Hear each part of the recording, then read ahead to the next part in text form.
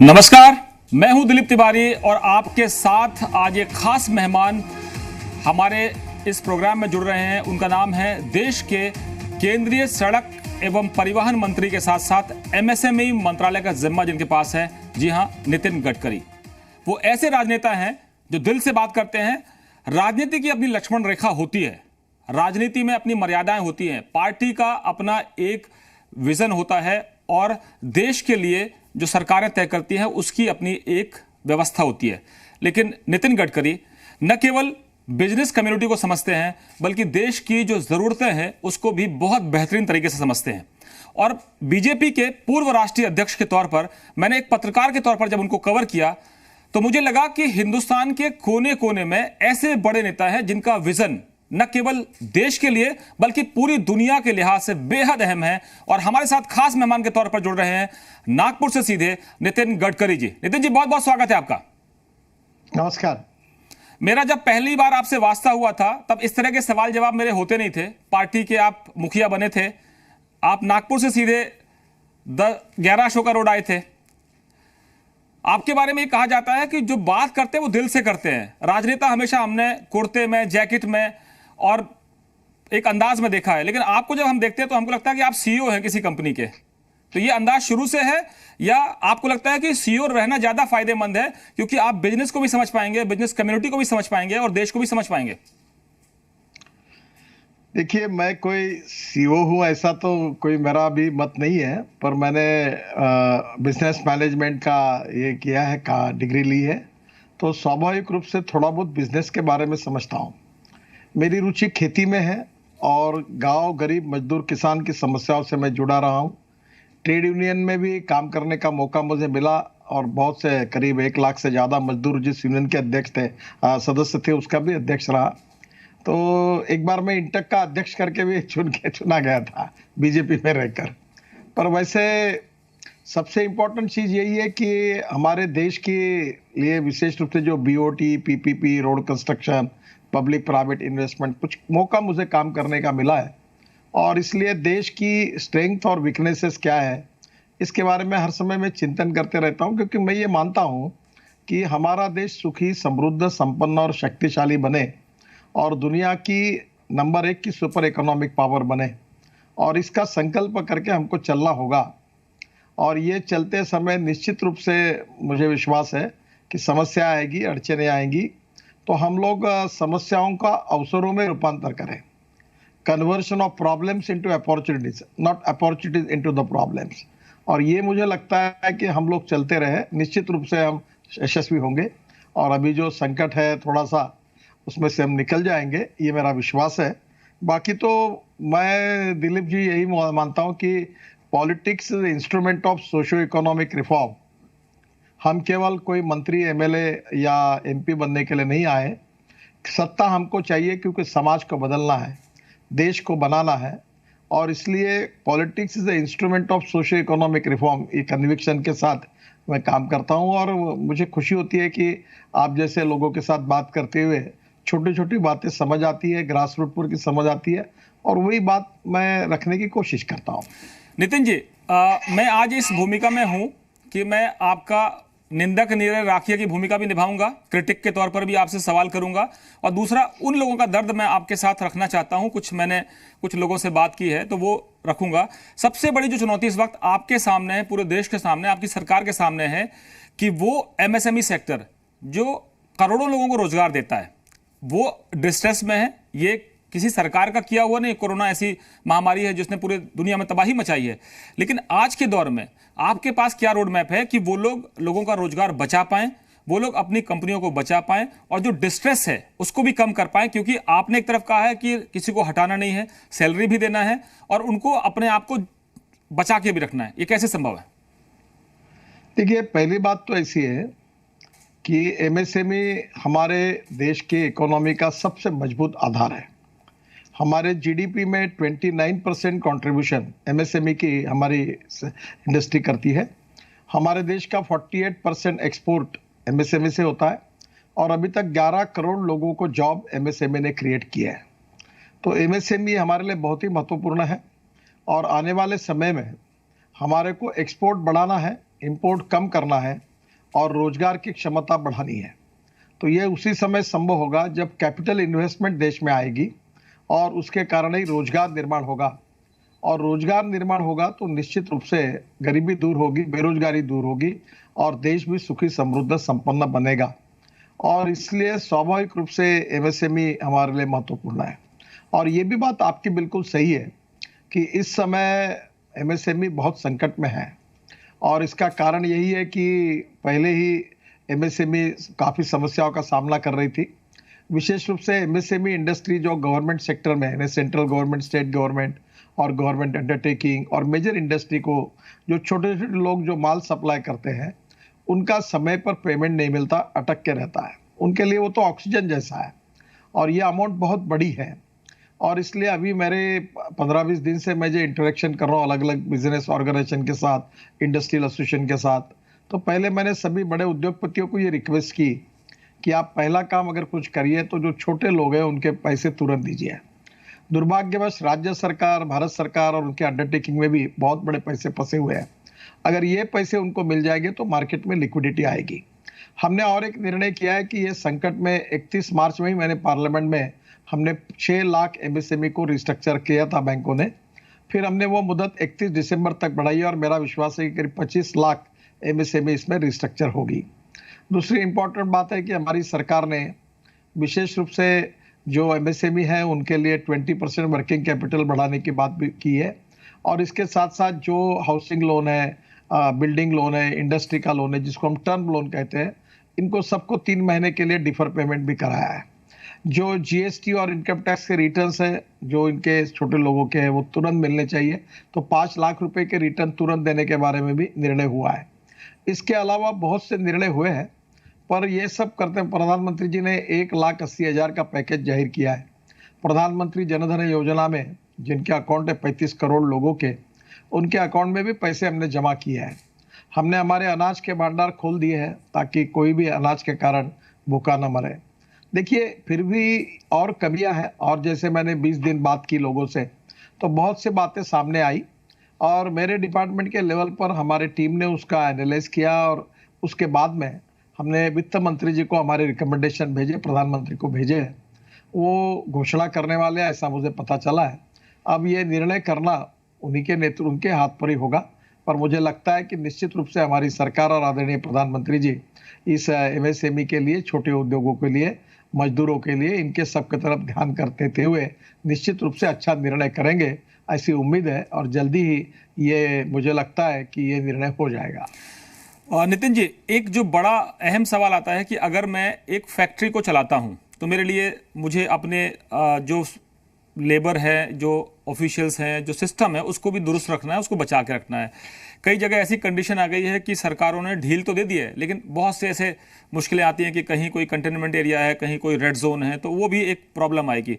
उनकी चुनौती यह है कि उनके पास जो लोन चल रहा है उस लोन को भी उनको पे करना है, रीपे करना है। उनकी आगे का जो माल सप्लाई थी वो पूरी ठप पड़ी हुई है। ये पूरी दुनिया का एक सिनेरियो है, लेकिन दुनिया के कई मुल्कों ने, खासतौर पर मैं अमेरिका या यूरोप की बात करूं, हम उनसे तुलना नहीं करेंगे, लेकिन एक सिस्टम बनाया कि अगर आपके यहाँ एम्प्लॉयज़ हैं, आपके यहाँ लोग काम करते हैं, उनके पीएफ के अकाउंट हैं, ईपीएफ के अकाउंट हैं या बाकी सिस्टम होता है, तो उनको सीधे सैलरी के तौर पर सपोर्ट सरकारों से मिल गया कि आप इस मामले में निश्चिंत रहिएगा, इनको निकालिए मत। दूसरी तरफ उनको कहा कि आपके लोन पर आपको ईएमआई जो देनी है या आपके लोन पर जो इंटरेस्ट देना है उसको थोड़ा हम होल्ड कर देते हैं, आपको एक थोड़ा सा ब्रेक मिल जाएगा, आपको थोड़ा राहत मिलेगी।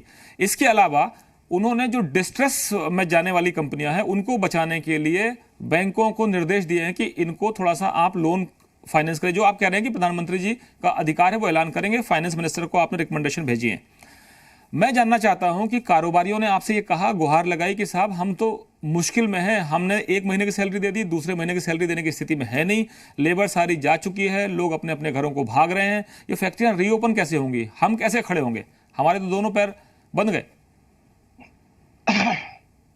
देखिए पहली बात तो ऐसी है कि जापान ने इस कोरोना संकट का सामना करने के लिए अपने जीडीपी की 12% अमाउंट कम से कम उसके लिए प्रोविजन की है, जहां तक अमेरिका ने $2 ट्रिलियन की प्रोविजन की है।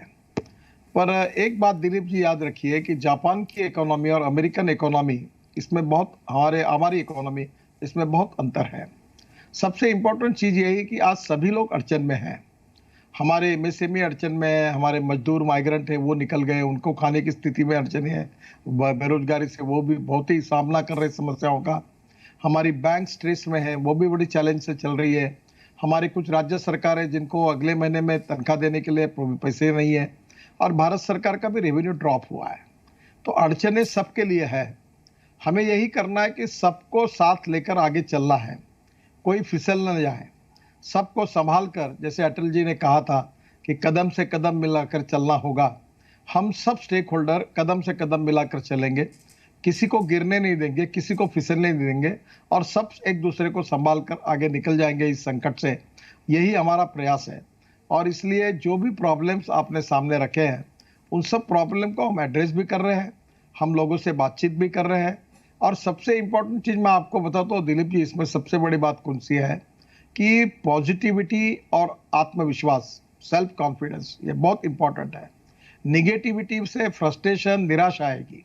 और इसलिए संकट तो जीवन में आते ही है, कभी खुशी होती है, कभी गम होता है, कभी सूरज होता है, कभी अंधेरा होता है, कभी अच्छे दिन होते हैं, कभी बुरे दिन होते हैं, कभी प्रॉफिट मिलता है, कभी लॉस होता है। ये सब साइकिल है, बिजनेस से लेकर, राजनीति से लेकर, समाज नीति से लेकर, और व्यक्तिगत जीवन भी एक साइकिल होती है। और इसमें कभी अच्छे भी दिन होते हैं, कभी बुरे भी दिन होते हैं। पर पहली बात यह है कि हम हिम्मत के साथ, हम पूरी ताकत के साथ, आत्मविश्वास के साथ इस संकट का सामना करेंगे। और इस संकट को, ये जो आपत्ति है, इसको इष्टापत्ति में हम रूपांतरित करेंगे। ये क्षमता भारतीय उद्योगों के नेतृत्व में है, और इसलिए मुझे लगता है कि इससे हम जरूर बाहर निकलेंगे। और ये कभी कभी फ्रस्ट्रेशन और निराशा जो होती है, ये भी कभी कभी मूड खराब कर देती है। अभी ये जो मजदूर जा रहे हैं अपने गांव की तरफ, ये खुशी से नहीं जा रहे हैं। ये यहाँ काम करने के लिए खुशी से नहीं आए। उनके गांव में, उनके जिले में, उनके राज्य में उनको रोजगार नहीं था, इसलिए मजबूरी के कारण आए। और इसलिए वो भी डर गए हैं, पैदल निकलना शुरू कर दिया उन्होंने, और जो उनके जीवन के लिए अच्छा नहीं है। पर अभी हमने ये तय किया है कि भाई उनके अगर रोजगार सुरक्षित हो जाए, तो कोरोना के लिए 3 गाइडिंग प्रिंसिपल दिए हैं कि हम सब लोग मास्क लगाए, मैंडेटरी। दूसरी बात, सोशल डिस्टेंस, 2 व्यक्तियों के बीच में 1 मीटर से ज़्यादा डिस्टेंस हो, उसको मेंटेन करें। और तीसरी बात, घर में, ऑफिस में, इंडस्ट्री में आते जाते हम लोग सैनिटाइजर से हाथ साफ करें। ये 3 बातें तो हमको करनी है। और 2 बातें और महत्वपूर्ण है कि जो उद्योग जिन चलाते हैं उनको एक चिंता करनी है कि शहर से अगर मजदूर फैक्ट्री में आते हैं तो एक बस में 25 से ज़्यादा लोग ना रहे, ताकि वहाँ भी सोशल डिस्टेंस मेंटेन किया जाएगा। और उनके जीवन की, रहने की और खाने पीने की भी कुछ ना कुछ व्यवस्था करनी पड़ेगी। तो मुझे लगता है ये जो है, ये भी जिम्मेदारी लेकर धीरे धीरे सब बातें रेगुलराइज हो जाएगी। और मुझे लगता है कि हम कोरोना के संकट पर भी मात करेंगे, और ये जो आर्थिक संकट है इसके ऊपर भी मात करेंगे, और हम विजयी होंगे। और जो प्रधानमंत्री जी का सपना है कि हम लोग 5 ट्रिलियन की इकोनॉमी बनाएंगे और 100 लाख करोड़ का इंफ्रास्ट्रक्चर बनाएंगे, हम निश्चित रूप से यशस्वी होंगे, ऐसा मुझे लगता है। नितिन जी, अक्सर आपके बारे में कहा जाता है कि आप टास्क मास्टर हैं, बहुत टफ हैं टास्क के मामले में, कि आप डेडलाइन फिक्स करते हैं और कहते हैं काम पूरा करो, और जो घटिया काम करता है कई बार आपके हवाले से सीधा नहीं आता, आप कहते हैं कि जो गड़बड़ काम करेगा, जो भ्रष्टाचार करेगा, वो बुलडोजर के नीचे आ सकता है। अब मैं इस पर नहीं कहूंगा कि आपको, मैं चाहता हूं कि कोरोना के संकट में लाल फीताशाही, अफसरशाही, नौकरशाही, एक 3 दिन का काम होता है, उसको सालों लग जाते हैं। तो उद्योगपति पैसा डालना चाहता है, लोगों को रोजगार देना चाहता है, उसको इतना घुमाते हैं। तो क्या कोरोना के संकट में, कोरोना लोगों की जान लेने के बजाय अफसरशाही, लाल फीताशाही, ये जो पुलिस का अत्याचार, कई बार हमने पुलिस की नई तस्वीर देखी है, हीरो के तौर पे हम पुलिस को देख रहे हैं अभी, लेकिन ये लगातार हीरो बनी रहे कि वो उद्योगपतियों को, एमएसएमई के लोगों को, या और भी रियल एस्टेट के लोगों को तंग ना करे। फिर दूसरा जो एक स्टेट के मामले है, ये आपके मामले नहीं है, क्योंकि मैं आपसे कह रहा हूं कि आप एक राजनेता हैं, आपका विजन जो है वो केवल भारत तक सीमित नहीं है। भारत को 5 ट्रिलियन इकोनॉमी की बात जब प्रधानमंत्री करते हैं तो उसमें आपका महत्वपूर्ण योगदान है, क्योंकि आपके पास सड़क परिवहन मंत्रालय है, लाखों करोड़ की आप सड़कें बना रहे हैं, एमएसएमई सेक्टर आपके पास है। मैं आपसे जानना चाहता हूं कि कोरोना क्या इस रेड टेपिज्म को खा जाएगा, उसको खाना नहीं चाहिए क्या? इस वक्त सबसे बड़ी चुनौती यह है कि आपकी मंशा अच्छी है, आपके प्रधानमंत्री की मंशा बहुत अच्छी है, आपकी राज्य सरकार है, जहां जहां देखो वहां भगवा झंडा लहरा रहा है। आप तो कहते हैं कि अटक से कटक तक, कश्मीर से कन्याकुमारी तक, हर जगह आप ही हैं। लेकिन ये रेड टेपिज्म कब खत्म कर पाएंगे गडकरी जी? देखो, पहली बात तो है कि कोरोना का संकट जो है, जो वायरस है, ये नेचुरल वायरस नहीं है, आर्टिफिशियल वायरस है। ये लेबोरेटरी में पैदा हुआ है और इसलिए स्वाभाविक रूप से इसके बारे में किसी को एक्सपेक्टेशन नहीं था। और ये जिस प्रकार से आया, अमेरिका में कितनी बर्बादी हुई, जर्मनी में कितनी हुई, फ्रांस में कितनी हुई, इटली में कितनी हुई, यूके में कितनी हुई, उस तुलना में भारत बहुत बचा हुआ है। और इसलिए कोरोना के संकट के लिए पूरे एडमिनिस्ट्रेशन को, राज्य सरकार को, भारत सरकार को लड़ना है। मैं आपको एक उदाहरण बताता हूं कि हमारे गोवा और अरुणाचल, ये दोनों राज्यों में कोरोना के जो ये है पेशेंट है, अभी लगभग 0 है। और केरल में पहले बढ़ रहे थे, पर केरल ने इसमें अपने प्रयासों से जीत हासिल की और अब केरल का ट्रैक रिकॉर्ड बहुत अच्छा हुआ। जो केरल कर सकता है, जो अरुणाचल कर सकता है, जो गोवा कर सकता है, वो देश के बाकी भी राज्य कर सकते हैं और उसी बात पर वो सब लोग काम कर रहे हैं। ये इस तो पहली बात तो कि ये लाल फिरशाई जो है कोरोना का सामना करने के लिए, ये कहीं बीच में नहीं आनी चाहिए। इस समय राज्य सरकार, भारत सरकार में कोई राजनीति नहीं है। हम सब लोग मिलकर चल रहे हैं और हम सबको मिलकर कोरोना की लड़ाई लड़नी है। पर एक बात जरूर है कि ये अनएक्सपेक्टेड लड़ाई है, इसका कोई पूर्वानुमान नहीं था, इसका कोई अंदाज नहीं था। ये पहली बार आया, जैसे मैंने कहा कि ये आर्टिफिशियल वायरस है। इसके दो ही उपाय हैं। एक कि इसके ऊपर कोई वैक्सीन तुरंत ढूंढा जाए। अब वर्ल्ड में पूरे देश इसके लिए काम में लगे, कोई इसराइल में काम कर रहा है, कोई चीन में काम कर रहा है, अमेरिका में काम कर रहे हैं, यूके में काम कर रहे हैं, इंडिया में काम कर रहे हैं। और जो जानकारी मिल रही है, जल्दी ही इसके ऊपर कोई ना कोई वैक्सीन आ जाएगा। अगर हमने ले लिया तो कोरोना होगा ही नहीं, तो हम इस संकट से बच जाएंगे, तो एकदम आपको सिक्योरिटी आएगी जीवन की। और दूसरी बात जो इम्पोर्टेंट है कि इसका जो डिटेक्शन है, उसके लिए भी मेथोडोलॉजी जो है, उसमें भी समय लगता है। अब भी वो भी उतनी परफेक्ट आई नहीं, क्योंकि ये अनएक्सपेक्टेड संकट है। ये संकट किसी को मालूम नहीं था और इसलिए इसमें सरकारी स्तर पर अधिकारी हो, पुलिस हो, रात दिन बेचारे काम कर रहे हैं। हमारे महाराष्ट्र में कितने पुलिस वालों को कोरोना का ये संक्रमण हो गया, बेचारों ने अपनी जान जोखिम में डालकर काम किया है। और इसलिए इस समय कोरोना के लिए सब हमारा प्रशासन पूरी ताकत के साथ काम कर रहा है। पर यह संकट बहुत गंभीर है। पर जहां तक ये आर्थिक रेड टेपिज्म जो आपको इंडस्ट्री डिपार्टमेंट में लगता है, वो भी हमने लगभग निकाल दिया है। अभी हमने सब बातों के लिए ई गवर्नेंस की व्यवस्था की है। हमने तो 60 मिनट में लोन मंजूर करने की बात की और अभी मैंने एक साइट पे देखा कि चाइना में केवल 3 मिनट में लोन सैंक्शन होते हैं। तो वो केवल उसके टैक्स का रिकॉर्ड, इनकम टैक्स का रिकॉर्ड, उसका प्रोजेक्ट, फोटोग्राफ, जो जानकारियां वो देते हैं और तुरंत लोन मंजूर होता है। और इसलिए निश्चित रूप से अभी आपके ही टीवी पर मैं देख रहा हूं कि अपना मध्य प्रदेश की सरकार, गुजरात की सरकार और उत्तर प्रदेश सरकार ने अपने श्रम कानून में बदल करके, हाँ, फॉरेन इन्वेस्टमेंट आए, इसके लिए वो कोशिश कर रहे हैं। और एक बात सही है कि इस समय हमको इन्वेस्टमेंट करते समय हमको इंडस्ट्री का डिसेंट्रलाइजेशन करना पड़ेगा। देखो, जो आता है वो नोएडा में जाता है, जो आता है वो गुड़गांव में जा रहा है, जो आता मुंबई में जाता, बेंगलोर में जाता, चेन्नई में जाता, पूना में जाता। तो इससे वहां के भी प्रॉब्लम खड़े हुए हैं। अब हम लोग एक एग्रो एमएसएमई करके नए कंसेप्ट ला रहे हैं कि गांव में इंडस्ट्री खड़ी होगी, उसके लिए ज्यादा कंसेशन मिलेंगे। और इसके साथ जैसे एग्रो एमएसएमई है, अभी देखो ये फिशिंग का इकोनॉमी है, ब्लू इकोनॉमी, ये 5 लाख करोड़ की बन सकती है। अभी हमारे जो बोट है, फिशरमैन है, वो केवल 5 नॉटिकल माइल तक जाते हैं। अभी हम 100 नॉटिकल माइल जाने वाले स्पेशल हमने ये तैयार किए हैं ट्रॉलर, कि जो हम लोग फिशरमैन को देने वाले एमएसएमई के अंदर, ताकि वो 100 नॉटिकल माइल जाएंगे तो फिशिंग का उत्पादन 5 गुना बढ़ेगा। तो धीरे धीरे हमें एग्रीकल्चर, रूरल, ट्राइबल, यहाँ भी ध्यान देकर वहाँ इंडस्ट्री जानी पड़ेगी और वहाँ रोजगार खड़ा करना पड़ेगा। और अगर वो खड़ा हुआ वहाँ रोजगार, तो वो लोग काहे के लिए मुंबई में आएंगे, काहे के लिए चेन्नई, बेंगलोर जाएंगे, काहे के लिए दिल्ली आएंगे। तो ये थोड़ा सा उद्योगों का विकेंद्रीकरण कैसे करना, इसका भी हमने थोड़ा सा अध्ययन किया है। हम ये कोशिश करेंगे कि ये कैसे पहुंचे। दूसरा, हैंडलूम, हैंडीक्राफ्ट, खादी ग्रामोद्योग, आपने पता होगा कि हमारा टर्नओवर विलेज इंडस्ट्री का इस साल 87,000 करोड़ है और अब हम उनको 2 साल में 5 लाख करोड़ करना चाहते हैं। हमारे गाँव में जैसे इथेनॉल की इंडस्ट्री है, मैं चाहता हूँ कि 500 डिस्टिलरी खोले। अभी हम लोग शुगर केन से, मोलाइसिस से इथेनॉल बनाते थे, शुगर केन जूस से इथेनॉल बनाते थे, फिर बीएवी मोलाइसिस से बनाते थे। अब इतना ही नहीं, तो अभी हम लोग कॉर्न, मक्के से इथेनॉल बनाने की परवानगी दे रहे हैं। फूड ग्रेन से, चावल से, गेहूं से। हमारे पास 3 साल लगेगा इतना गेहूं और चावल पर्याप्त है, वो सड़ रहा है। हमारे पास रखने के लिए जगह नहीं है। आज हमारे पास 2 साल तक है शुगर। आज उत्तर प्रदेश के चीनी मिलों की हालत खराब है, तो सरप्लस शुगर है। और इसलिए ऐसे स्थिति में क्यों नहीं हम उसको इथेनॉल में कन्वर्ट करें, क्योंकि हम 7 लाख करोड़ का पेट्रोल डीजल इंपोर्ट कर रहे हैं। मैं 10-12 साल से इसका पीछा कर रहा हूं। अब बड़े प्रमाण पर यह शुरू हुआ है। अब जो सड़े हुए चावल से, वुड ग्रेन से भी अब इथेनॉल बनेगा। और आपको मैं बताता हूँ, महाराष्ट्र में जब ये सैनिटाइजर था, इसके लिए 1200 रुपये लीटर रेट हो गया था। मैं भी, हमारे यहाँ 2-3 शुगर फैक्ट्री हम लोग चलाते किसानों के साथ, तो मैंने सब शुगर मिल को कहा कि आप सैनिटाइजर बनाइए, अल्कोहल बनाते हैं। और हमने 400, पहले 1 लाख बॉटल तो फुकट बांट दी, और अभी 400 रुपये लीटर भाव कर दिया।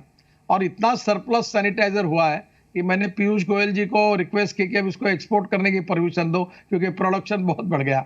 तो मुझे क्या लगता है कि आखिर हमको जो इंपोर्ट हो रहा है वो माल देश में तैयार करना होगा। ग्रामीण और कृषि क्षेत्र में, वनवासी क्षेत्र में हमको उद्योग ले जाने होंगे, वहां रोजगार खड़ा करना पड़ेगा। और इसीलिए मैं आपको कहूंगा, जब आप मुझे पूछोगे तो जरूर मुझे हमारे नए 22 ग्रीन एक्सप्रेस हाईवे के बारे में पूछे। बिल्कुल, उस रोड के बाजू में हम स्मार्ट, अभी बिल्कुल पूछ रहा हूं। पहले नितिन जी, आपके जो नए प्रोजेक्ट हैं वो आप जैसे सुपर हाईवे बनाना चाहते हैं, आप जो हाईवे बनाना चाहते हैं, जरा मैं एक क्रेडाई जो हमारी रियल एस्टेट कारोबारियों की जो संस्था है, उसका क्या चिंता है इस वक्त रियल एस्टेट को? लेकिन सीधे आपका डिपार्टमेंट भले ना आए, लेकिन आपकी सरकार है, आप सरकार में प्रमुख मंत्री हैं, इसके करीब देश भर में 20,000 मेंबर्स हैं, और उनका क्या एक आपसे एक निवेदन है, जरा आप सुन लीजिए पहले, फिर मैं आपसे सवाल करता हूं। नमस्कार नितिन जी। नितिन जी, इस दौर से निकलने के लिए सारे व्यापार को, बिजनेसेस को, इंडस्ट्री को लिक्विडिटी की जरूरत है। अगर सरकार आरबीआई के साथ मिलके ऐसी इंस्ट्रक्शंस बैंकर्स को दे और ऐसा कंफर्ट दे कि वो सब बिजनेसेस को जितनी भी उनकी सैंक्शन लिमिट्स हैं उसमें 10 से लेकर 20% तक और एडवांसेस दे दिए जाएं, तो कोविड से बाहर निकलने के बाद सब व्यापारियों के लिए, इंडस्ट्री के लिए आसान हो जाएगा अपने काम को दोबारा ट्रैक पे लाने के लिए। क्या कहेंगे नितिन जी? नहीं, इनका कहना सही है। इस समय रियल एस्टेट के लिए ही नहीं, के लिए आरबीआई से हमको क्या जो वर्किंग कैपिटल लिमिट है वो 20% तक बढ़ानी पड़ेगी। इस प्रकार जी लिक्विडिटी का प्रॉब्लम है। पर रियल एस्टेट का प्रॉब्लम यह है कि इन्होंने बड़े बड़े फ्लैट्स बना के रखे हैं, और इस देश में 10 लाख रुपए का घर लेने की ताकत रखने वाले लोग 1% है, और वो खत्म हो गए। अब ये फ्लैट लेने के लिए बहुत कम लोग हैं, और इसलिए इनकी समस्या पहले से ही खड़ी हुई है।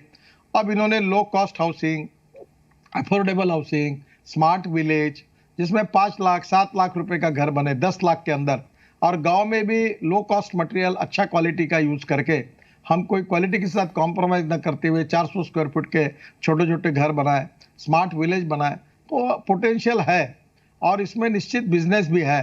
थोड़ा सा इनको भी बिजनेस पैटर्न बनाना पड़ेगा। पर जो आदत पड़ी थी कि मुंबई में, पूना में, दिल्ली में बड़े बड़े फ्लैट बना रहे थे, मार्जिन अच्छी मिल रही थी, फ्लैट करोड़ों में जा रहे थे, वो परिस्थिति अब खत्म हो गई। तो समय के साथ बदलना भी होगा, और ये रियल एस्टेट बहुत कठिनाई से जा रही है। और मैं मानता हूं कि इसके बारे में निश्चित रूप से रिजर्व बैंक में या बैंकों में या फाइनेंस मिनिस्ट्री में जब जब हमारी चर्चा होती है, तो मैंने कहा 10 साल के लिए हाउसिंग लोन मिलता है, तो मैंने सुझाव दिया था कि ये 20 साल के लिए कर दो, ताकि इसका ईएमआई कम होगा तो लेने वालों की संख्या बढ़ जाएगी। फिर कहा कि जो फ्लैट बन चुके हैं, तैयार है, सरकार के लिए, हम सरकारी नौकरों के लिए हम मानते हैं, ये हम खरीद लें, ताकि सस्ते में मिल जाएंगे और तुरंत मिल जाएंगे, ताकि इनकी भी लिक्विडिटी आएगी। और सबसे इंपॉर्टेंट चीज जो उन्होंने कही है कि मार्केट में लिक्विडिटी आनी चाहिए, और लिक्विडिटी आने के लिए इंफ्रास्ट्रक्चर के काम को हमको गति देनी होगी। अब जैसे रोड कंस्ट्रक्शन में हमने पिछले 5 साल मेरे मंत्री पद के कार्यकाल में हमने करीब 17 लाख करोड़ के वर्क अवार्ड किए, पोर्ट, शिपिंग, वाटर रिसोर्सेस और रोड में। और अभी हमने तय किया है कि हमारा इसमें रोड में 2 साल में 15 लाख करोड़ के रोड के हम काम अवार्ड करेंगे, ताकि मार्केट में लिक्विडिटी आए। और ये बात है कि मार्केट में लिक्विडिटी नहीं आएगी तो लोगों की परचेसिंग पावर नहीं बढ़ेगी। परचेसिंग पावर नहीं बढ़ेगी तो ये जो बिजनेस का चक्र है ये गतिशील नहीं होगा। और ये बिल्कुल हमारी कोशिश यही है कि इंफ्रास्ट्रक्चर में कैपिटल इन्वेस्टमेंट आकर लिक्विडिटी मार्केट की कैसे बढ़े और हमारी इकोनॉमी का चक्र और गति से कैसे चलेगा, ये कोशिश हम लोग कर रहे हैं। नितिन जी,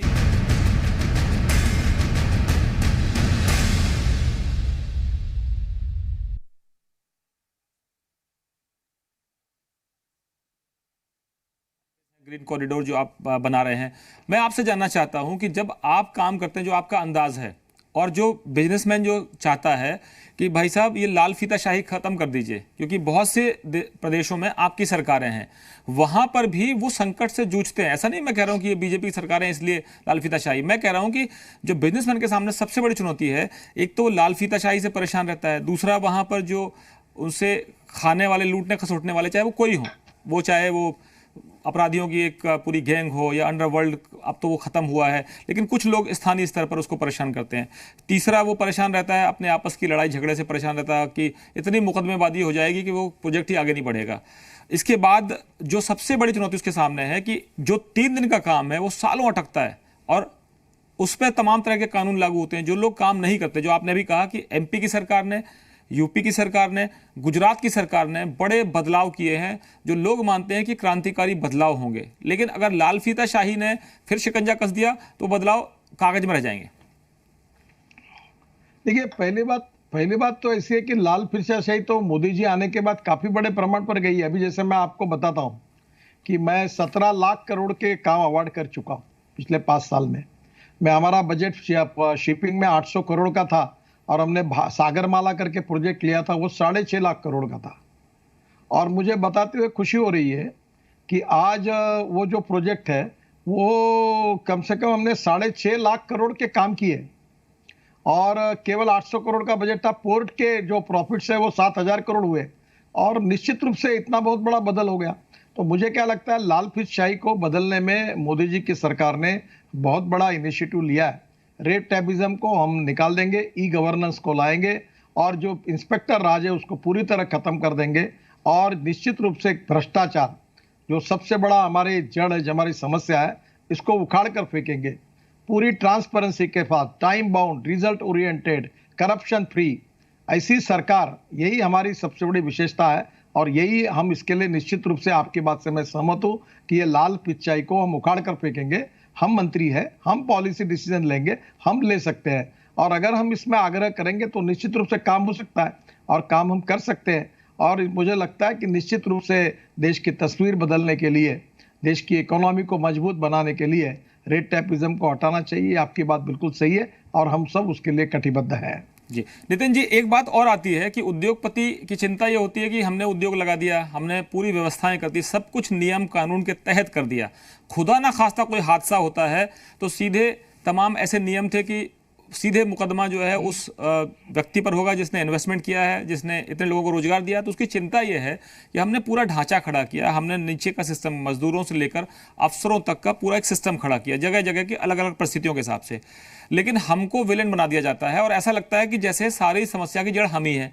जब देश में मुख्यमंत्रियों के नेतृत्व में राज्य सरकारें चलती है, प्रधानमंत्री के नेतृत्व में देश चलता है, या अलग अलग जिम्मेदारियां होती हैं, तो उसमें जो जिम्मेदार होते हैं उनकी जिम्मेदारी तय होनी चाहिए कि अगर आपने समय पर फायर एनओसी देने के बाद समय पर चेक नहीं किया कि गड़बड़ी तो नहीं हुई, समय पर आपने और व्यवस्थाएं चेक नहीं की, तो जो अफसर हैं वो बच जाते हैं, लेकिन जिसने उद्योग लगाया, जिसने इन्वेस्टमेंट किया, वो कल्प्रिट बन जाता है और फिर वो भागते फिरता है कि साहब गलती हो गई, अब इस धंधे में आने की जरूरत नहीं थी, वैसे ही अच्छे थे बिना धंधे के। देखिए, एक तो पहली बात तो यह है कि हमारे देश में जो उद्योग लगाता है वो केवल वेल्थ क्रिएटर नहीं है, एम्प्लॉयमेंट क्रिएटर है। और जब तक हमारे देश में कैपिटल इन्वेस्टमेंट नहीं आएगी, नए नए एंटरप्रेन्योरशिप जो है ये बहुत इंपॉर्टेंट है। मैं बहुत बार कहता हूं कि innovation, entrepreneurship, science, technology, research, skill and experiences, we name it as a knowledge, and conversion of knowledge into wealth हमारा भविष्य है, conversion of waste into wealth हमारा भविष्य है। और ऐसे समय जिनमें एंटरप्रेन्योरशिप है, ऐसे लोग जो ये काम करते हैं उनको तकलीफ नहीं होनी चाहिए। हाँ, उन्होंने कुछ गलती की, कानून का भंग किया तो कार्रवाई हो सकती है, पर केवल उनको जिम्मेदार पकड़ के विलन नहीं बनाना चाहिए। आपकी बात बिल्कुल सही है, ये केवल वेल्थ क्रिएटर नहीं है, तो ये एम्प्लॉयमेंट क्रिएटर है, रोजगार देने वाले हैं। वैसे मैं आपको बताता हूँ कि हमारे यहाँ नागपुर में एक मियान करके बड़ा प्रोजेक्ट है जिसमें काफ़ी फैक्ट्रीज आई है, तो वो नया इंटरनेशनल एयरपोर्ट बन रहा है, तो 50,000 लोगों को रोजगार देने का मैंने संकल्प किया था, तो 5 साल में पिछले करीब 30,000 लड़कों को वहाँ काम मिला है। और अभी मैं कोशिश करते रहता हूँ, तो मैंने कहा था एक बार कि कोई 500 करोड़ अगर हमारे यहाँ मियान में इन्वेस्ट करेगा तो मैं उसके पैर छूने के लिए तैयार हूँ, ये इसलिए कहा था कि मेरे यहाँ के कम से कम 5,000 लोगों को उसमें रोजगार मिलेगा, कोई नया उद्योग आएगा तो। मैं हर बार कोशिश करता हूँ कि मेरे कॉन्स्टिट्यूंसी के सब लड़कों को रोजगार कैसे मिले, अपने जीवन को वो कानूनी मार्ग से कैसे जी सकते हैं। तो मुझे लगता है ये बहुत आवश्यक है, और इसलिए ये वेल्थ क्रिएटर नहीं है, ये एम्प्लॉयमेंट क्रिएटर है, रोजगार के भी क्रिएटर है। और इसमें हमारी मानसिकता, माइंड सेटअप बदलना चाहिए। मैं देखो आपको, आप दिलीप जी, एक बात बताता हूँ। जो कैपिटलिज्म था, पूंजीवाद जो अमेरिका में था, वो आर्थिक विचार समाप्त हो गया। फिर जो साम्यवाद था, जो रशिया और चीन में था, वो भी खत्म हो गया। अब तो केवल मैं एक बार हंगेरी में गया था, तो सब कम्युनिस्ट नेताओं के पुतले, जो प्रतिमाएं थी, उखाड़ उखाड़ कर फेंक कर एक गार्डन में कोने में रखी थी। तो कम्युनिज्म खत्म हो गया। आज चीन भी लिबरल इकोनॉमी पे चल रहा है, और जो समाजवाद था जिसकी चर्चा हो रही थी, वो भी खत्म हो रहा। तो खत्म हो गया। अब समाजवादी कोई दिखता नहीं कहीं, और इसलिए पूरी दुनिया, विश्व एक नए आर्थिक विचार की तरफ जा रही है। और वो आर्थिक विचार है गरीब को केंद्र बिंदु मानकर, जो सामाजिक, आर्थिक, शैक्षणिक दृष्टि से पिछड़े हुए हैं, जो समाज के आखिरी पायदान पर खड़े हैं, उन लोगों का विचार करके हमको निर्णय करने होंगे। जैसे मैं आपको ई रिक्शा की बात करता हूं, तो ई रिक्शा की बात जब कर रहा था तो सुप्रीम कोर्ट तक लड़ना पड़ा कि 1 करोड़ लोग साइकिल रिक्शा चलाते थे, कितना बड़ा शोषण था। और मैंने पूरी तरह उस प्रश्न के साथ मेरा दिल से जुड़ा हो गया था, और मैं आखिरी तक लड़ता रहा। और मैंने कहा नहीं, ये अमानवीय प्रथा है और इसको बंद करना चाहिए। और मुझे खुशी है कि हमने ई रिक्शा का कानून लाया, और आज 1 करोड़ में से करीब 50 लाख लोग साइकिल रिक्शा लोग छोड़कर ई रिक्शा चलाने लगे। और आज मैकेनाइज्ड ड्रिवन ई रिक्शा से एक मानवीय शोषण समाप्त हुआ। आगे 50 लाख जो बाकी है वो भी जल्दी आ जाएंगे। यही तो सामाजिक परिवर्तन है, और ये होना चाहिए। ये करने के लिए ही तो राजनीतिक पार्टी है, और ये बदल करने के लिए हम जो विचारधारा पर चल रही है कि समाज का सबसे आखिरी व्यक्ति है, उसको रोजगार कैसे मिले, गांव, गरीब, मजदूर, किसान का कल्याण कैसे हो, गरीबों को घर कैसे मिले, उसके बेटे को रोजगार कैसे मिले, उसको 2 समय की रोटी कैसे मिले। प्रधानमंत्री जनधन योजना में 35 करोड़ लोगों ने अकाउंट खोले, और एक झटके में हमारी सरकार ने उनके अकाउंट में पैसे जमा कर दिए गरीब लोगों के। गैस का सिलेंडर, चूल्हा, कोयला, लकड़ी पे आज 9 करोड़ लोगों के घर में गैस सिलेंडर और सेगड़ी पहुंची है। तो यही तो परिवर्तन है। प्रधानमंत्री आवास योजना में घर बनाने की योजना हुई। तो मुझे लगता है ये कार्य और गति से करना होगा, अभी तक और ज्यादा करने की आवश्यकता है, और ये करने के लिए ही सरकार है। ये समझकर हम सब ने काम करने का हमारा सबका मिशन है, और निश्चित रूप से इसमें हम कामयाब होंगे, ऐसा मुझे लगता है। नितिन जी, एक बहुत बड़ी बात है जो शायद इस वक्त हमारे दर्शक जुड़े हैं वो आपको सुन रहे होंगे, कि एक मंत्री जो एक पोस्टर लगाने वाले पार्टी के कार्यकर्ता से लेकर पार्टी के राष्ट्रीय अध्यक्ष के पद पर पहुंचा, और शायद कहा जाता था कि नागपुर से कोई व्यक्ति ऐसा नहीं आया होगा जो नितिन गडकरी के जैसे आए, जिनको राष्ट्रीय अध्यक्ष बनाया गया। संघ का वरदास्त्र आपके पास था, लेकिन आपका काम जो है वो बोलता है, और नारा किसी का हो मैं नहीं कह सकता। लेकिन मैं आपको, जब से मैंने एक पत्रकार के तौर पर कवर किया है, तो आप दिल से बात करते हैं। आपने कहा कि मैं पैर पकड़ने के लिए तैयार हूं जो इतनी पूंजी लगाएगा और मेरे लोगों को रोजगार देगा। मैं आपसे सवाल कर रहा हूं उन लोगों की तरफ से जो वेल्थ क्रिएटर है, जो एम्प्लॉयमेंट जॉब क्रिएटर्स हैं, उनको तो पैरों पर लिटाने के लिए पूरे सिस्टम के लोग लग जाते हैं कि किस तरह से उसको अपने पैरों पर झुका दो, किस तरह से उससे पैसे ले लो, किस तरह से उसको बर्बाद कर दो। क्योंकि आप मानते हैं आप देश की सबसे बड़ी जो पूरी व्यवस्था है उसके एक आप डिसीजन मेकर हैं, आप पॉलिसी मेकर हैं, आप संसद के अंदर खुलकर बात करते हैं। और मैंने जितना आपको करीब से कवर किया, देखा है कि विरोधियों में भी आपके अच्छे मित्र हैं। वो बात पार्टी के विरोध की होगी, आपके व्यक्तिगत दुश्मनी शायद मुझे लगता नहीं बहुत ज्यादा लोग होंगे। लेकिन जो आप बात कर रहे हैं ये नीचे वालों को समझ में क्यों नहीं आती, आपकी राज्य सरकारों को क्यों नहीं समझ में आती जो आप बात कर रहे हैं? देखिए, सबसे इंपॉर्टेंट चीज है कि हमारे समाज में जात, पंथ, धर्म, भाषा और पार्टी से ऊपर उठकर हमको सोचना होगा। समाज में गरीबी है, भूखमरी है, अज्ञान है और शिक्षा का अभाव है, और इसलिए स्वाभाविक रूप से लोग जात, पंथ, धर्म, भाषा के आधार पर भी विचार करते हैं। और अभी तक जो सोच हमारे पूरे समाज की बदलनी चाहिए, जिसके लिए महात्मा गांधी जी से लेकर दीनदयाल उपाध्याय जी से लेकर डॉक्टर राम मनोहर लोहिया तक हजारों लाखों नेताओं ने कितने मेहनत और परिश्रम किए, फिर भी जिस प्रकार का देश, जिस प्रकार का समाज हमको बनाना था, अभी उसमें और काफी अंतर हमको जाने की आवश्यकता है। और इसलिए इस समाज के हर व्यक्ति को बदलना होगा। पंडित जवाहरलाल नेहरू 2 बातें कहते थे कि India is not a nation, it is a population. और दूसरी बात कहते थे कि जितने व्यक्ति है उतने प्रश्न है, जितनी समस्या है।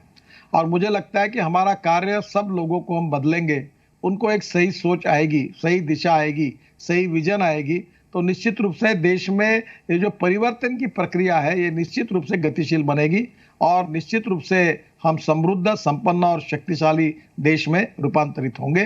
पर ये एक प्रक्रिया है। देखो, एक बार मजाक में हमारे यहाँ दत्तोपंत ठेंगड़ी जी बहुत बड़े चिंतक थे, तो वो कहते थे कि every politician thinks about his next election and every socio economic reformer he thinks from century to century. जो समाज और देश बदलने की बात करते हैं वो 100 साल का सोचते हैं, और जो राजनीति में होते हैं वो 5 साल का सोचते हैं कि अगला चुनाव कैसे होगा।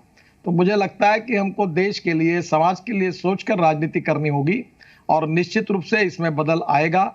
हमारी 5 साल में जो सरकार आई है उसमें काफ़ी परिवर्तन आया, फिर भी और बहुत ज़्यादा काम करने की आवश्यकता है और वो काम हम करेंगे और एक ऐसी आदर्श स्थिति में देश को लेकर जाएंगे। यही हमारे पार्टी का विचार है और यही हमारा मकसद है और यही हमारा उद्देश्य है। केवल हम 2-4 लोग कोई मंत्री बनने के लिए, MP बनने के लिए थोड़ी राजनीति में आए।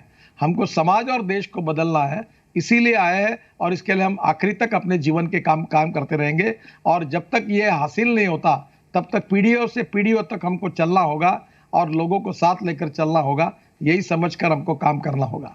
गडकरी जी, आपको लोग पुलकरी के नाम पर भी जानते हैं। इतने पुल बना दिए थे आपने महाराष्ट्र में और इतने सारे, नागपुर को एकदम शक्ल बदल दिया आपने, मेट्रो और पता नहीं क्या क्या। मैं जरा एसोचैम से जुड़े हुए कुछ और नुमाइंदे हैं उनकी बात सुना देता हूँ कि जो एसोचैम से जुड़े हुए लोग हैं, इन्वेस्टमेंट और कैपिटल मार्केट के चेयरमैन हैं SK जिंदल साहब, वो आपसे कुछ बात रखना चाहते हैं, रियायत मांग कर रहे हैं। जरा उनको सुन लेते हैं, फिर आपका एक रिएक्शन लेता हूँ। माननीय गडकरी जी, नमस्कार। मेरा नाम SK जिंदल है और मैं एसोचैम को रिप्रेजेंट करता हूँ। चाइना एक्सपोर्ट में इसलिए सफल है क्योंकि वहाँ की सरकार एक्सपोर्ट को फेवर करती है, सपोर्ट करती है और सब्सिडाइज करती है। 31 मार्च 20 तक जो इंटरेस्ट इक्वलाइजेशन स्कीम हमारे MSME सेक्टर को अवेलेबल थी, अनिश्चित काल के लिए बंद हो गई है। 40 दिन हो गए लेकिन कोई खबर नहीं। इससे खराब एक्सपोर्ट के हालात और ख़राब हो गए। मेरा सुझाव है कि आप इसको और ख़राब होने से बचाएं और इंटरेस्ट इक्वलाइजेशन स्कीम को 5 साल के लिए और बढ़ा दें। गडकरी जी, हाँ, ये जो बात इन्होंने कही है बिल्कुल सही है। देखिए, चाइना ने जिस प्रकार से प्रगति और विकास किया है वो हमारे सामने एक मिसाल के रूप में है। पर आज स्थिति ऐसी है कि चाइना के बारे में जापान के प्रधानमंत्री ने कहा कि जो जापानियों ने चाइना में अपनी इंडस्ट्री डाली और इन्वेस्टमेंट की है, अगर वो चाइना के बाहर आना चाहते हैं तो उनके लिए जापान की सरकार ने बहुत बड़ा पैकेज दिया है। अब इस समय अमेरिका से लेकर जर्मनी, जापान से लेकर हर व्यक्ति, हर देश अब चाइना के साथ कोई व्यवहार नहीं करना चाहता। अब चाइना के प्रति हेट्रेट है और इसीलिए ये ब्लेसिंग इन डिस्गाइज है, आपत्ति में इष्टापत्ति है। और मुझे बिल्कुल लगता है कि इस समय चाइना ने जो जो प्रयोग किए थे उनका सबका हम अध्ययन कर रहे हैं। जैसे अलीबाबा का एक था कि उन्होंने पोर्टल बनाया मार्केटिंग का, तो उसी आधार पर हम भी देश में एक MSME को पोर्टल बनाने की कोशिश कर रहे हैं। और इसलिए आने वाले समय में इस संकट का रूपांतर, इस आर्थिक लड़ाई का रूपांतर आपत्ति का हम इष्टापत्ति में करके हिंदुस्तान को सुपर इकोनॉमिक पावर बनाएंगे। और हमने इस परिस्थिति का एडवांटेज लेना चाहिए, एक्सपोर्ट को बढ़ाना चाहिए, इंपोर्ट को कम करना चाहिए। और स्वाभाविक रूप से हमारी जो MSME है उन्होंने अपनी टेक्नोलॉजी को अपग्रेड करना चाहिए और फॉरेन इन्वेस्टमेंट अपने यहाँ लाने की पूरी कोशिश करनी चाहिए। हम भी इसके लिए काम पे लगे, राज्य सरकार भी लगी है। मैंने जॉइंट सेक्रेटरी इसके लिए जिम्मेदारी दी है। सभी देश के एम्बेसडर से भी हम बातचीत कर रहे हैं और ये बिल्कुल सही है। जो बात अभी जिंदल साहब ने कही है कि ये जो स्कीम के बारे में, तो मुझे भी लग रहा था कि ये स्कीम शुरू है, पर मुझे इसकी अभी जानकारी नहीं है। पर ये इनकी बात पर मैं तुरंत ध्यान दूंगा और इसको एक्सटेंशन देने के, अगर दे सकता हूं तो पूरे देने का काम करूंगा। और मैं उनको ये कहूंगा कि जैसे भी ये लॉकडाउन बंद होता है और मैं दिल्ली में आता हूं तो मुझे मिलने के लिए आइए, जरूर मैं इसका समाधान ढूंढकर आपको मदद करूंगा, ऐसा विश्वास देता हूं। गडकरी जी, आपको पुलकरी इसलिए नहीं कहा जाता क्योंकि आप ब्रिज का काम करेंगे इंडस्ट्रियलिस्ट के बीच में, सरकार के बीच में, कंसर्न मिनिस्ट्रीज के बीच में। और मैं आपको एक पत्रकार के तौर पर ये मानता हूं कि आप खुले दिल से बात करते हैं और बातों पर अमल भी करते हैं, क्योंकि आप पॉलिटिशियन तो हैं, लेकिन आप जिस तरह की पॉलिटिक्स करते हैं वो बहुत बिरले लोग करते हैं। और मैं आपसे एक चीज़ और जानना चाहता हूं कि आज के हालात में अगर हम चाइना को काउंटर करना चाहते हैं, प्लान जो आपने कहा कि ये ब्लेसिंग इन डिस्गाइज होगा, ये विपत्ति के समय में हमारे लिए एक नई अपॉर्चुनिटी आ रही है सामने, मैं आपसे पूछना चाहता हूं कि यूपी की सरकार ने, एमपी की सरकार ने और कई सरकारों ने अपने अपने लेवल पर एफर्ट्स किए हैं, चाहे वो गुजरात की सरकार भी हो, क्या नेशनल लेवल पर ये बताते हुए ना बताते हुए डिप्लोमेसी को आप बेहतर समझते हैं, इंटरनेशनल पॉलिटिक्स को आप बेहतर समझते हैं, इंटरनेशनल जो पूरा एक एटमॉस्फेयर इस वक्त चाइना के खिलाफ है उसको आप बेहतर समझते हैं, क्योंकि आप वर्ल्ड वाइड, आप बहुत वाइडली ट्रेवल्ड पॉलिटिशियन भी हैं। तो अगर मैं बात करूं कि एक काउंटर स्ट्रेटेजी बनानी पड़ेगी आपको, कि दुनिया इस वक्त हमारी तरफ देख रही है, चाहे वो मेडिसिन का मामला हो, चाहे वो और भी सप्लाई का मामला हो, मेडिकल से जुड़ा हुआ हो, दुनिया इसलिए भी देख रही है कि हम इतने मुश्किलों में रहने के बावजूद मजबूत रहते हैं। हम अमेरिका की तरह नहीं है, हम इटली की तरह नहीं है, हम बाकी यूरोपियन कंट्रीज की तरह नहीं कि हम घुटने टेक दें, क्योंकि हम लड़ने में माहिर माने जाते हैं और कम चीज़ों में गुजारा कर लेते हैं, और वसुधैव कुटुंबकम हमारी पॉलिसी है। मैं आपसे जानना चाहता हूं एक मंत्री के तौर पर कि फ्यूचर में क्या ऐसा कोई रोड मैप होगा कि सारी सड़कें चाइना की बजाय हिंदुस्तान की तरफ आ जाएं? देखो, मैं निश्चित रूप से कहता हूं, हम बिल्कुल जी जान से इसके पीछे लगे हैं। हमारी जगह अवेलेबल कर रहे हैं, हम पूरी परमिशन उनको तुरंत दे रहे हैं। श्रम कानून एक अड़चन थी जिसके कारण लोग आ नहीं रहे थे, उसको लोगों ने बदल दिया है। और वाटर, पावर, ट्रांसपोर्ट, कम्युनिकेशन हमारे पास है। इसके साथ port connectivity, railway connectivity, air connectivity पूरी अवेलेबल करके देंगे। और इसलिए आने वाले समय में हमारे देश में फॉरेन इन्वेस्टमेंट आए, बड़े बड़े इंडस्ट्री आए, हमारे लोगों को रोजगार मिले और हमारे देश का ग्रोथ बढ़े, हमारे देश का एक्सपोर्ट बढ़े और हमारे देश का विकास हो। इसके लिए पूरी ताकत के साथ हम काम को लगे हैं। इतना ही मैं आपको बताना चाहता हूं। हमारी ये सबसे बड़ी प्रायोरिटी है कि जितने ज़्यादा से ज़्यादा उद्योग चाइना से निकलेंगे वो हिंदुस्तान में कैसे आएंगे, और ये हमारे यहाँ आकर हमारा जैसा चाइना आज एक सुपर इकोनॉमिक पावर बनने के लगभग बन चुका है, वैसे स्थिति में चाइना को रिप्लेस करके हम एक सुपर इकोनॉमिक पावर बनने का कैसे बनेंगे, इसका उपयोग इस आपत्ति का इष्टापत्ति में रूपांतरित करके हमको करना होगा। और हम जरूर पूरी ताकत के साथ लगे।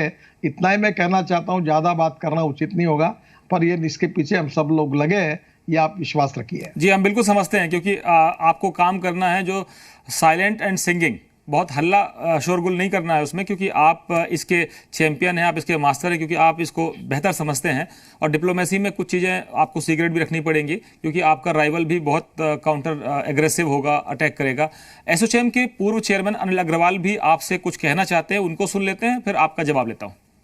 Start working from home, it is necessary that we relax the master plan regulations which permit presently only the chartered accountants and the advocates to work from home.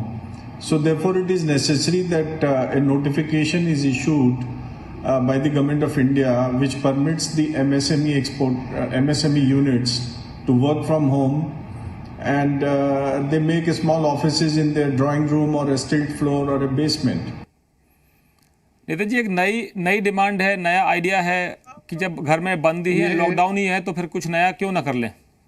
ये मुझे लगता है इनका बहुत अच्छा सुझाव है, और मैं निश्चित रूप से एमएसएमई में ई गवर्नेंस के साथ कोई भी एमएसएमई अपने घर से काम करे वो, और हम अपने ऑफिस से करें, और ईमेल पर जो भी वो भेजे और तुरंत उसका काम हो जाएगा। इस प्रकार का ई गवर्नेंस और घर बैठे बैठे सब काम आईटी का उपयोग करके हो, जो उन्होंने सुझाव दिया, बहुत ही अच्छा है। और मैं मानता हूँ, मैं निश्चित अभी दिल्ली जाने वाला हूँ और निश्चित रूप से इस सुझाव पर भी काम करेंगे, ऐसा मैं उनको विश्वास दिलाता हूँ। एक और चीज़ मैं आपसे पूछना चाहता हूँ नितिन जी, कि हमने बहुत कुछ सीखा भी है। इस दौरान संकट था, हमने घर में रह के ये सीखा कि हमको खाने के लिए 2 वक्त और सुबह का नाश्ता मिल जाए और 2 वक्त का खाना मिल जाए, या ना मिले तो एक ही वक्त मिल जाए लेकिन गुजारा हो जाए। छोटा घर चाहिए क्योंकि झाड़ू पोछा बर्तन खुद ही करने पड़ रहे हैं, क्योंकि आपके जो हेल्पर्स हैं, जो बेड्स हैं, ये सब अपने अपने घरों में, उनको लॉकडाउन की स्थिति में रहना पड़ रहा है। इसके अलावा हमने ये भी सीखा है कि रोजगार चलते रहना चाहिए। बहुत ज़्यादा ज़रूरत नहीं, बड़ी गाड़ी, बड़ा बंगला, बड़ी ज़मीन, बड़े फार्म हाउस, ये नहीं चाहिए। एक व्यक्ति की बात कर रहा हूँ मैं, एक छोटे परिवार की बात कर रहा हूँ। तो हमने कम में जीना तो और सीख लिया, और कम में जीना सीख लिया। अब आप सरकार से मैं ये जानना चाहता हूँ कि सरकार क्या इस संकट से लोगों को बचाने के लिए उनकी छोटी छोटी ज़रूरतों को पूरा करने के लिए कोई एक मैकेनिज्म बनाएगी कि भाई आपका अगर रोजगार चला गया है, आपको कोई संकट है, आपके पास कोई ऐसी मुश्किल आ गई, तो हम आपको महीने, 2 महीने, 4 महीने, 6 महीने मदद करेंगे। क्योंकि सब मिलकर मदद करेंगे, जैसा आपने कहा कि सबको मिलकर साथ आना होगा, तभी ये चुनौती से लड़ेंगे। क्योंकि बहुत से लोग सड़कों पर, आपने देखे तस्वीरें, लोगों को कहा गया कि आप घर से मत निकलिए, सरकारें छोड़ रही हैं, आपके घर तक छोड़ के आएंगे, लेकिन वो नहीं मान रहे हैं। इसी तरह से जिनके जॉब्स चले गए हैं या जिनकी फैक्ट्रियां शट डाउन हो गई क्योंकि उनके भी सामने मुश्किलें खड़ी हो गई, तो ऐसे लोगों के लिए क्या संदेश है आपका? देखिए, पहली बात तो ऐसी है कि सरकार लगातार सोशल वेलफेयर की अनेक स्कीम चलाता है। अटल पेंशन योजना तो मजदूरों के लिए है। प्रधानमंत्री जनधन योजना में अकाउंट खोले गए, जिसके कारण उनको डेबिट कार्ड दिया गया गरीब लोगों के लिए जो बिल्कुल ही गरीब है। सबसे इंपॉर्टेंट, गैस के सिलेंडर सब्सिडी भी दी गई। फिर प्रधानमंत्री आयुष्य योजना में उनके लिए हेल्थ इंश्योरेंस की तैयारी हो गई। मैं मानता हूं कि आप सबसे इंपॉर्टेंट चीज़ है, और मैं आज आपके मार्फत एमएसएमई के छोटे छोटे लोगों को, जो छोटा चाय की टपरी वाला भी लगता है, उसको अनुरोध करूंगा कि तुम एमएसएमई का रजिस्ट्रेशन कर लीजिए। कितने लोगों को रोजगार देते हैं उनका नाम दीजिए, आपको कोई तकलीफ नहीं होगी। पर सरकार की जो जितनी स्कीम है वो स्कीम आप पे आएगी, बैंकों का आपको लोन मिलेगा और इसका फायदा होगा। क्या होगा, बहुत से लोग सरकार में रजिस्टर ही नहीं होते, तो उनके कर्मचारियों को भी फायदा नहीं होता और उनको भी नहीं होता। तो मुझे लगता है कि आने वाले समय में अगर निश्चित रूप से अगर ये हो जाएगा तो ये लोग कवर भी होंगे और इनको फायदा भी मिलेगा। सरकार की ऑलरेडी 5-6 स्कीम्स है, सब स्कीम को इकट्ठा करके, ये टी स्टॉल वाला है, होटल में कोई छोटा सा रेस्टोरेंट है, यहाँ के काम करने वाले लोगों तक, हमारे मजदूरों तक वो ये स्कीम के फायदे कैसे मिले, इसको हम कवर करना चाहते हैं। और इसलिए मैं एमएसएमई वाले सभी छोटे छोटे लोगों को आह्वान करूंगा कि आप रजिस्ट्रेशन करा लीजिए। रजिस्ट्रेशन कराने में आपको बैंकों की फैसिलिटी मिलेगी, अटल पेंशन योजना की फैसिलिटी मिलेगी, आपको जनधन योजना में मजदूरों के अकाउंट होंगे, उनको डेबिट कार्ड मिलेगा, आगे जाकर उनको भी लोन मिलेगा। तो मुझे लगता है कि हम लोग धीरे धीरे सभी प्रकार के गरीब लोगों को अलग अलग प्रकार के स्कीम में कवर कर रहे हैं। आपको पता होगा कि हार्ट या कैंसर की बीमारी कितनी कठिन है, पर प्रधानमंत्री आयुष्य योजना में गरीब लोगों के डायलिसिस ऑपरेशंस होने लगे। तो यही तो है कि हम लोग अगर रजिस्टर हो जाएंगे, डाटा सरकार के पास आ जाएगा, रजिस्ट्रेशन हो जाएगा, तो गवर्नमेंट उनको उस प्रकार से स्कीम बनाएगी और सबको उसको फायदा होगा। उन्होंने इसमें अपने को रजिस्टर करना चाहिए, डरना नहीं चाहिए, कोई तकलीफ नहीं होगी, कोई इंस्पेक्टर नहीं आएंगे, कोई इनकम टैक्स नहीं आएगा। आपको ये करने से आपका फायदा ही होगा और आपके साथ जो काम करने वाले लोग हैं उनका भी फायदा होगा। तो ये रजिस्ट्रेशन करिए, सरकार पूरी तरह जो बात आप कहते हैं वो करना चाहती है, यही मैं विश्वास के साथ कह रहा हूँ। Nitin ji, national real estate development council एक और संस्था है जो बिल्डर्स से जुड़ी हुई है, उनकी एसोसिएशन के वाइस प्रेसिडेंट हैं, वाइस चेयरमैन हैं, वो कुछ कहना चाहते हैं, प्रवीण जैन साहब, उनको सुनते हैं, फिर आपका एक जवाब लेता हूँ। माननीय गडकरी जी, मेरा नाम प्रवीण जैन है, मैं रियल एस्टेट इंडस्ट्री को रिप्रेजेंट करता हूं। मेरा आपसे कहना यह है कि जो हम परमिशन स्टेट गवर्नमेंट से लेते हैं, 2 दिन के काम के लिए 3 महीने, 6 महीने, 1 साल लगा देते हैं, तो ये हम कैसे इसको ठीक कर पाएंगे? जैसे अभी कोविड के बाद कंस्ट्रक्शन अलाउ करने की जब बात आई तो लोगों को अभी तक परमिशन ही नहीं मिल रही है। सरकार जहां पर लेबर जो जहां पर है वहीं पर काम करे, माननीय प्रधानमंत्री जी ने भी बोला है ये। और दूसरा मेरा आपसे आग्रह ये था कि जो रियल एस्टेट इंडस्ट्री है 250 से ज्यादा इंडस्ट्रीज को सपोर्ट करती है, इसके लिए सरकार, क्योंकि पिछले कुछ सालों से बुरे दौर से गुजर रही है इंडस्ट्री, इसको उबारने के लिए हम लोग क्या कदम उठा रहे हैं? में सबसे इंपॉर्टेंट चीज है कि हमारे यहाँ प्लान सैंक्शन करती है म्यूनिसिपल कॉर्पोरेशन, पर बहुत सी बातें राज्य सरकार के साथ और म्यूनिसिपल कॉर्पोरेशन का जुड़ी हुई रहती है। और ये बिल्कुल सही है आपका कहना कि इसमें बहुत तकलीफ होती है, और इसलिए घर में बैठकर ई गवर्नेंस के साथ, और अभी तो कुछ कुछ देशों में ऐसा है कि आर्किटेक्ट को पावर मिली है, अगर वो गलत करते तो उनकी डिग्री सरकार निकाल लेती है, तो वो ही सब सैंक्शन वगैरह कर सकते हैं। तो मुझे लगता है ये डीपी प्लान 20-20, 25-25 साल तैयार नहीं होते, उसमें समय जाता है। अभी महाराष्ट्र में एक डीपी आने वाला है, वो इसके कारण हमारे यहाँ सब काम रुके हुए हैं, लोग देख रहे कब आएगा। तो ये डेवलपमेंट प्लान बराबर नहीं होता और इनकी दिक्कतें बहुत ज़्यादा, और ये इंडस्ट्री पहले से ही बहुत अड़चन में चली गई है। एक समय इन्होंने बहुत अच्छा काम किया, सबसे ज़्यादा रोजगार देने वाली इंडस्ट्री थी। कुछ कारण तो अलग अलग है, पर कुछ कारण है इंडस्ट्री के लोगों में भी केवल शहरों में बड़े बड़े फ्लैट बना लिए। तो इसलिए स्मार्ट सिटी, स्मार्ट विलेजेस, इसका भी डिसेंट्रलाइजेशन करना। और गांव गरीब मजदूर किसान है, वो अब क्या है कि जो मैंने पहले आपको बताया था कि एक 10 करोड़ 5 करोड़ 8 करोड़ के फ्लैट अब कहाँ से लोग लेंगे, पैसा ही नहीं है। और जो ईएमआई होता है वो उसमें लोग ले नहीं सकते। तो इसीलिए मैंने कहा कि 10 साल का लोन जो हाउसिंग लोन है वो 20 साल का करो, ताकि वो 20 साल में ईएमआई कम आ जाएगा तो लोग खरीद सकेंगे। जो बने हुए फ्लैट है वो सरकार ले सकती है तो ले ले, ताकि कम से कम लिक्विडिटी आ जाएगी, उसमें से बाहर निकल जाएंगे। तो ऐसे बहुत सी बातों की चर्चा हाउसिंग मिनिस्ट्री के साथ मैं जरूर करूंगा, मैं उनसे बात करूंगा, ये उनके अधिकार में विषय है। पर निश्चित रूप से ये जो कह रहे हैं इनकी तकलीफें बहुत सही है। निश्चित रूप से मेरे तरफ से जो भी हो सकेगा, क्योंकि जो 250 उद्योग इनके साथ काम करते हैं वो सब एमएसएमई के हैं, और उनको भी जिंदा रखना। कोई टाइल्स बनाता, कोई दरवाजा बनाता, कोई और कुछ बनाता, छोटे छोटे किचन बनाता है। तो ये भी हमारी छोटी छोटी ऐसी 250 इंडस्ट्री है, तो उनको भी निश्चित रूप से जगाने के लिए निश्चित इसके साथ कुछ करना होगा। तो मैं जरूर करूंगा, ये आपको विश्वास के साथ। नितिन जी, आपके जो विपक्षी दल हैं वो इस समय क्रिटिसाइज नहीं कर रहे, लेकिन सुझाव दे रहे हैं। तो मध्य प्रदेश के कांग्रेस के कार्यकारी अध्यक्ष हैं और वो मंत्री भी रहे हैं। अब सरकार अब आपकी आ गई है, तो अब वो विपक्ष में बैठे हुए हैं, राहुल गांधी जी के सहयोगी हैं, क्योंकि राहुल गांधी तो आपके क्रिटिक हैं। तो उनको भी जरा सुन लेते हैं कि विरोधी क्या पूछ रहे हैं आपसे। दुनिया भर के देश उद्योगों की एक तरह से राहत पैकेज के रूप में मदद कर रहे हैं। हमारी सरकार को भी आवश्यकता है आज कि वो छोटे और मझोले उद्योगों को जो रोजगार जनरेट करते हैं उनको आर्थिक पैकेज दें। अगर आप उद्योग को ये कहेंगे कि आप पालन पोषण करो मजदूर का, उसको तनख्वाह दो बिठाए हुए, तो वो कहाँ से वहन करेगा? पहले ही अर्थव्यवस्था इतनी डैमेज है। तो मैं देश की सरकार को इस ओर विचार करना चाहिए। नितिन जी, वही बात विरोधी भी आपसे यही गुजारिश कर रहे हैं। नहीं, पहली बात तो बिल्कुल सही है कि इस समय हमको उनके लिए स्वाभाविक रूप से ये आवश्यकता है कि ज़्यादा से ज़्यादा अच्छा से अच्छा पैकेज देने की आवश्यकता है। और मैं आपको बता रहा हूँ कि इसके बारे में हमने हमारी पूरी बातें हमारे वित्त मंत्री तक पहुँचाई है, प्रधानमंत्री तक पहुँचाई है। और मैंने आपको पहले इसमें कहा था कि इसकी घोषणा करना मैं बोल नहीं सकता, इसकी चर्चा करना भी उचित नहीं होगा, पर जल्द से जल्द इस प्रकार की कोई घोषणा होगी, इस पैकेज की घोषणा होगी, ऐसी मैं उम्मीद करता हूँ। नितिन जी, आखिरी सवाल इस कार्यक्रम को खत्म करने से पहले कि मैं आपके सुझाव आपके वित्त मंत्री जी के पास जो सुझाव और भी लोगों ने गुजारिश की होगी, देश के प्रधानमंत्री के पास जितनी तरह की समस्याएं पहुंच रही हैं, तो देश को इस वक्त सबसे बड़ी चुनौती का सामना करना है और सबको मिलकर लड़ना है, ये आपने कहा। और आप विरोधी भी आपके साथ है इस मामले में कि लड़ना तो है। मैं जानना चाहता हूं कि हम कितनी जल्दी ये देखें कि राहत का पैकेज आएगा, क्योंकि 17 तारीख तक का लॉकडाउन है, उससे पहले आपको कुछ ना कुछ करना होगा। देखिए, मैं आपको इतना ही कहूंगा कि जल्द से जल्द आएगा, क्योंकि इसकी घोषणा वित्त मंत्री और प्रधानमंत्री के लेवल पर ही फाइनल निर्णय होगा।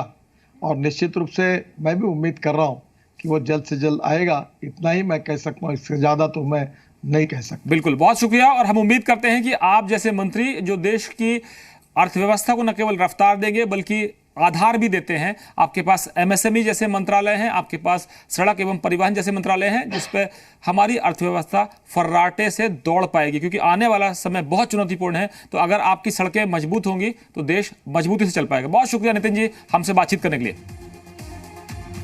नमस्कार।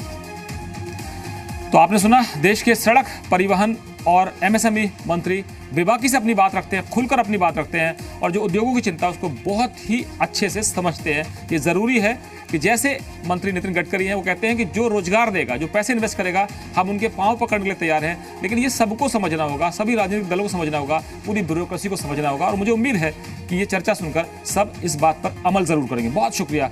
फिलहाल खबरों में इतना ही। बने रहिए हमारे साथ, नई खबरों के लिए जल्द हाजिर होते हैं।